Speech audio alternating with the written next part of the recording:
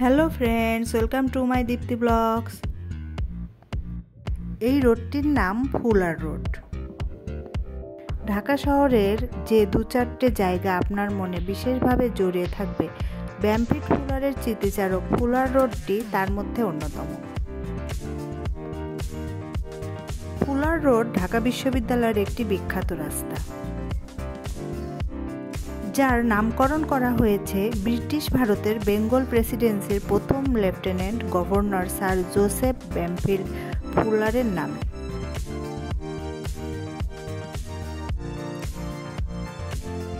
এটি ঢাকা বিশ্ববিদ্যালয়ের প্রাণকেন্দ্রে অবস্থিত এবং এর সাথে বিশ্ববিদ্যালয়ের ইতিহাস ও ঐতিহ্যের গভীর সম্পর্ক রয়েছে।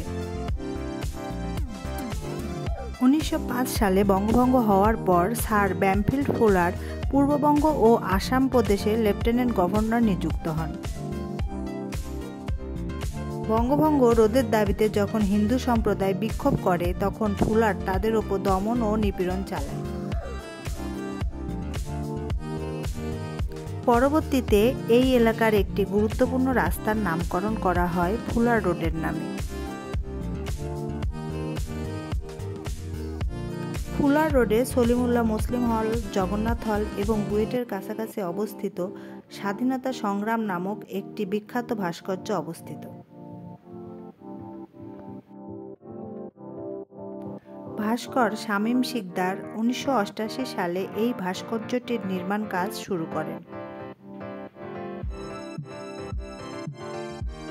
স্বাধীনতা সংগ্রাম ভাস্কর্যটি বাঙালির জাতির গৌরবজ্জ্বল সংগ্রামের ইতিহাসকে ধারণ করে নির্মিত বাংলাদেশের সবচেয়ে বড় ভাস্কর্য।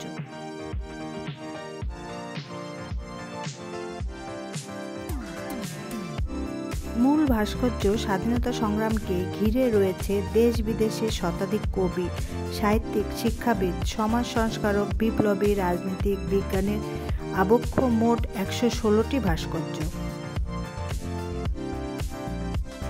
এসব ভাস্কর্যের কোনোটি একক, কোনোটি যুক্ত। এর সবগুলোই শামীম শিকদারের গড়া। কারো কারো ভাস্কর্য অপূর্ব ভঙ্গিমায় উপস্থাপিত। এখানে রয়েছেন বঙ্কিমচন্দ্র চট্টোপাধ্যায়, ঈশ্বরচন্দ্র বিদ্যাসাগর, জগদীশচন্দ্র বসু, মাইকেল মধুসূদন, রবীন্দ্রনাথ ঠাকুর, লালন, কাজী নজরুল ইসলাম, সুকান্ত ভট্টাচার্য, ডক্টর মোহাম্মদ শহীদুল্লাহ, শিল্পী সুলতান, জি.সি. দেব, সুভাষচন্দ্র বসু, মোস্তফা কামাল, আতাতুর্ক, মহাত্মা গান্ধী, রাজা রামমোহন রায়, মাও সেতুং, ইয়াসির আরাফাত, কর্নেল ওসমানী ও তাজউদ্দিন আহমেদ।